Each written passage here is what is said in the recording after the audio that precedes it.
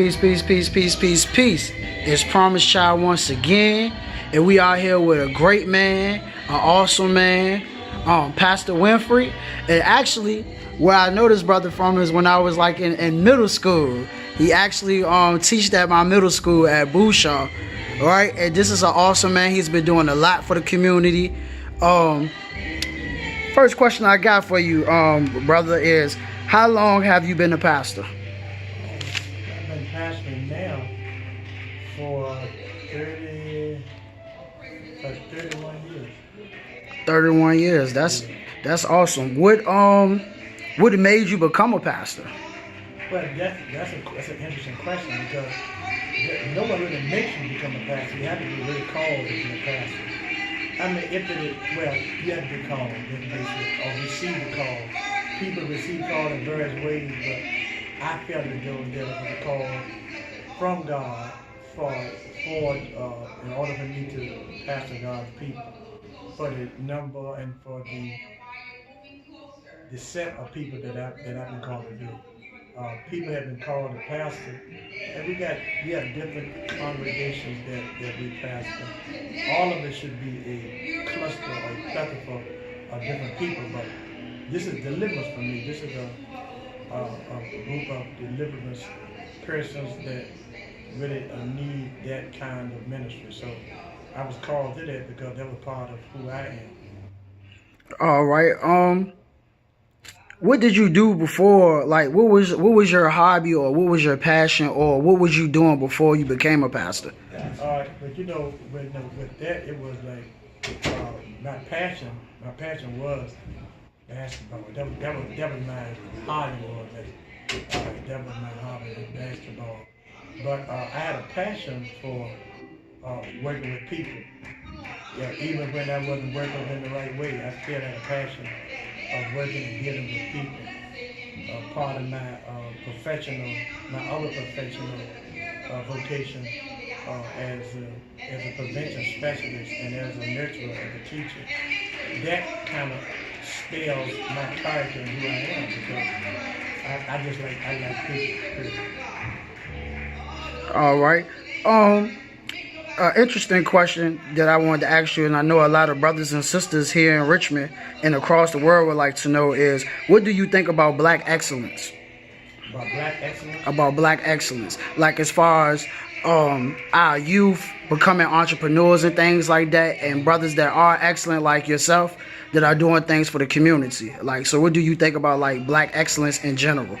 I think it could be a loaded question because excellence have not any type of color, but I think excellence period is a part of a person's character, but especially for us as African Americans, I think that when we are called to do anything, whether it's a pastor, whether it's an entrepreneur, I think that we need to put our best foot forward and always give your best, and it's not going to be easy.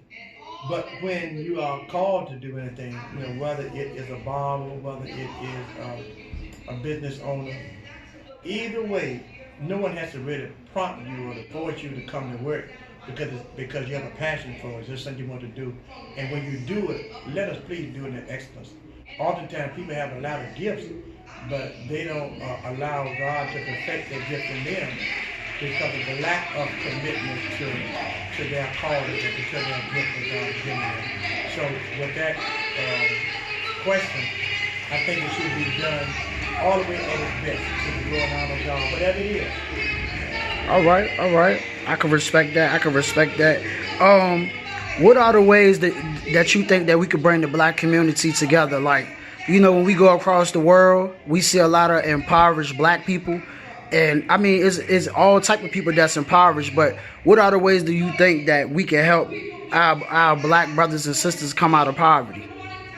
Well, one thing that is a contributing factor is the lack of education.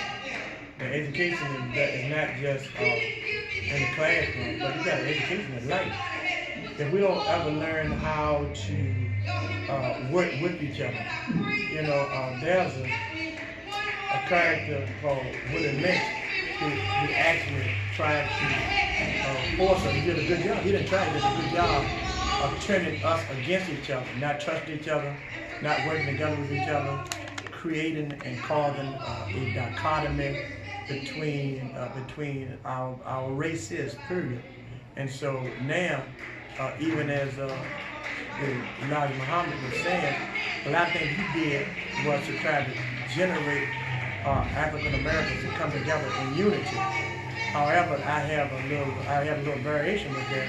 I think we can get folks to come together in unity without cutting other folk out. See, black is not a color as much as it is a culture. Because we got some black folks that I wouldn't call black in regards to culture. And we got some folks that are not black, but I would call them black as far as being a part of the black culture. So we have to first be able to identify what black really is. And then once we can identify that and we can gravitate and to try to galvanize each other, then I think then and only then we become unionized, and then we can be able to press forward. But we got to cut out being so separate and everything. Okay. And what is your mission for the black community, and how do you carry it out? Well, part of the mission that I have is the mission that the church has, set captives free. We got so many especially of our African Americans that are in bondage.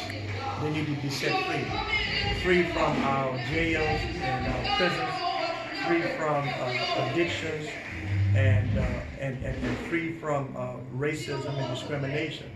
And the way we do that, again, meaning that we have to come to realize and understand that there is a power that exists within our being, who we call as God, that can filter as well as He can cause us to galvanize and come together so that we can respect each other. See, I can't say that I respect and love God who I've never seen if I can't respect and love my own brother. So again, we have to learn how to really love each other. If we don't love each other and we don't learn to come together as one, like Dr. King said, we are dying fools because we never respect each other. All right. I wanted to ask you, what would you say to the youth, right, who feel like the only way that they can make it in this world is by selling drugs, robbing people, and imitating like the actors and the people that they see on TV? What would you tell them? Like, do you think they could become like black entrepreneurs? Do you believe that they could own their own business? And as a second part to that, what else do you do besides like being a minister every day? Because I know that's your calling and that's your gift. But do you have any other business ventures as well? Oh, yeah, but I am an entrepreneur. This is not just what I do. This is just a fraction of what I do. Most people think that preaching on Sundays and Bible study during the week and maybe going and seeing the sick, that's all that we do. That might be the profile for some, but I do most of my work outside of the church. And I say outside of the church, I mean outside of the organizational prospect of the church, and outside the wall or the confines of the church. But my work starts on the outside. And when we start talking about feeding the hungry, that's part of the church's mission statement, and it's part of mine. I take a personal vested interest in trying to help. Feed the hungry, clothe the naked, visit the sick and widows. Above all, that win souls for Christ and led by the Holy Spirit of God. In doing that, that means that I actually go out and we have clothing that we will help people, that we'll give to people who are trying to find a job or who's trying to go for an interview or just want to look presentable based on how their perspective is about coming to church. So we don't let that be an excuse. We're feeding at least 3 times a week at the church. No one in the South Side area, no one in Richmond should be hungry. No one in Richmond should be hungry.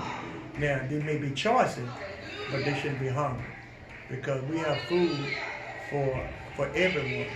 We don't run out. We have food. Now, there are some that may be choices. They're not really hungry. All right.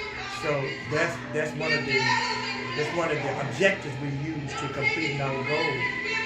The other one is that we talked about with clothing, feeding, and we also visit the prisons. We try to do some preventive workshop to keep folk from falling in the systemic trap that's been set by us, especially people of color. And so we do preventive type of conferences about how you can solidify the family. The family was the first institution that God implemented, but now it's becoming so disintegrated because the family is no longer a unit. It is everybody that's going for themselves. And so outside of the church, we try to galvanize families. We can do that at church, but we also do it outside of church. We're looking at the drug problem. If I want to be brutally honest, the drug problem was not a drug problem until it started affecting people who were now color. When it began to affect people now of color, then it became a drug problem. The other piece about the drug problem is that they enslave us by putting them on narcotics that's in most instances stronger than the drug that they were trying to get off of. And they charge them a cheaper price on a daily basis. And it's a multi-million-dollar business in drugs that is used to still keep people on drugs. We are supposed to be tapering people off the drugs, and yet still we are keeping them on dosages over 100 milligrams. And when they try to come off of them, there's no program that they have available or accessible unless it has a catch to it that will help them to even detox from the drug. You cannot go into a regular drug program unless the dosage is tapered off, and it takes time for them to taper it off. So most people won't do it. Therefore, they have a lifetime patient or lifetime client all the way to the end of their lives in most instances. But that's systemic. We got people who are going back and forth into the prison system only because they were never given a good chance the first time. So all of those things that I try to involve myself in to try to break those chains of not necessarily physical slavery, but mental slavery in our community. And that's a 7-day-a-week, 24-hour task to really accomplish.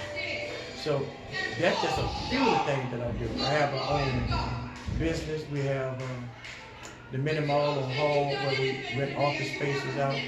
People who are trying to get started with a business, it's very reasonable. If the person wants to get started, they can just check it out, 921 Hall Street. We have a food cart, so it still stays in line with what I say is my mission statement. If every church stuck to their mission statement, then I think that we could accomplish a whole lot and not be intimidated by somebody else. So. All right. That was an awesome answer. And let the people know where they can reach you. If you have any social media sites or anything like that, just let the people know where they can reach you, or just let them know the name of the church and the location and things like that. Oh, I mean, if you go on Facebook, New Life Deliverance Tabernacle, and you can find me there. If you wanted to contact us at the church, it is area code 804-233-2730. And so one of those contacts, you just touch base with us. We'll be glad to assist you and help you in whatever need that may be. Also, this is just a shout out for people who have your youth that are going back to school. We have a back to school program that's called preschool. Preschool starts the second week in August, going to the end of August. If your child is being promoted from the 4th grade to the 5th grade, we will have the 5th grade curriculum for them that will cover reading, English, math, and science. On Tuesdays, we'll have reading and English. On Thursdays, math and science. Right here, same place, 900 Decatur Street. and we usually give we usually give some type of incentive if a person does not miss any days. Continuity and consistency with coming to get to be educated is important. You can't come and miss a day and come back. You still can get some help, but it's better if it's consistent. So it's free, there's no charge to it. Again, the second week in August, and it's 900 Decatur Street. The numbers that I gave you, and as well as the website, if you contact us, we'll be glad to help you out. All right, peace, peace, peace, peace. And I want y'all to know this is a very, very busy man. And we have a black leader and a black man who's actually in the community putting in work. You understand what I'm saying? And just to let you know where I ran into this brother at, I ran into this brother in the streets, not at the church, in the streets. So for the youth out there, for everybody out there, we do have black leaders out here that do care about the community and do love the community. And check out all his information. Subscribe to my channel, like, share, hit the bell, and it's all about black excellence over here and anybody that's down with black excellence. And peace.